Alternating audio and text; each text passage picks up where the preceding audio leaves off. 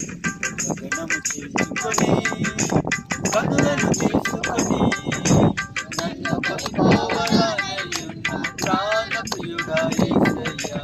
గగనము చీల్చుకొని కనులను తీసుకొని నన్ను కొనుకోవాలనయున్న ప్రాణప్రియుడా యేసయ్యా.